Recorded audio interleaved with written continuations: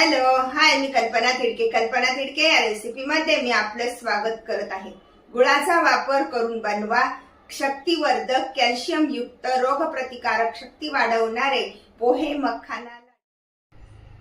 1 वाटी पोहे.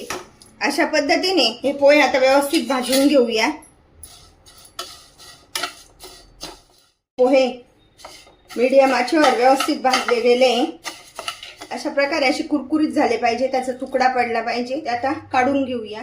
प्रथम भाजून घेऊया वेलदोडे.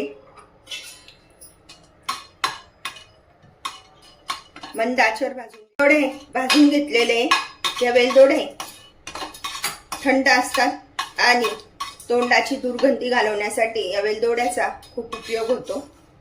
पदार्थाची चव पण वाढवतं. 1 चमचा तूप टाकून घेऊया. बदाम व दात मजबूत होण्यास मदत होते. बौद्धिक कार्यक्षमता वाढवण्यासाठी, शरीराची प्रतिकारक शक्ती वाढवण्यासाठी या बदामांचा उपयोग होतो. 2 मिनिटं भाजल्यानंतर बदाम काढून घेऊया.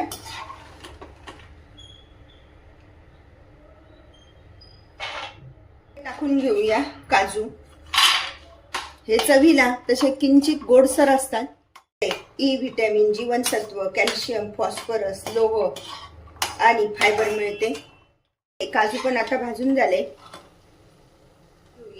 मगज मॅग्नेशियम आणि निरोगी फॅट्सचा उत्तम स्रोत आहे. रोगप्रतिकारक शक्ती वाढवतात. हृदय व केस निरोगी ठेवण्यास ह्या मगजबीचा उपयोग होतो. आता हे काढून घेऊया. पिस्ता आणि वॉटरमेलनच्या बिया. पिस्ते आणि वॉटरमेलनच्या बिया सुद्धा आपल्या शरीरासाठी खूप उपयोगी आहे. असं तडतड झाल्यानंतर काढून घेऊया. या डाळ्या पण भाजून झाल्या आहे. डाळ्या काढून घेऊया. मखाने पण चांगले भाजून घेऊया. हे कमळाच्या बियांपासून तयार केलेले असते. यामध्ये भरपूर प्रमाणात कॅल्शियम, प्रथिने, फायबर असा हा समृद्धीचा सुपर फूड आहे. पचायला हलके असते. वजन कमी करण्यास मदत होते. हाडे मजबूत होतात आणि साखर नियंत्रणात राहते. याचा आता तुकडा पडायला लागलाय, म्हणजे मखाने भाजून झाले आपले. प्रकारे सर्व साहित्य कमी तुपामध्ये तळून झालेले आहे. आता ते आपण मिक्सरला बारीक करून घेऊया. सर्व साहित्य बारीक झाले, काढून घेऊया. अशा पद्धतीने हा गुळ पण एकत्र करायचा आहे. हा गुळ मिक्स करून घ्यायचा आहे व्यवस्थित आणि पुन्हा मिक्सरला फिरवायचा एकदा. मध्ये 1 चमचा तूप टाकून घेऊया.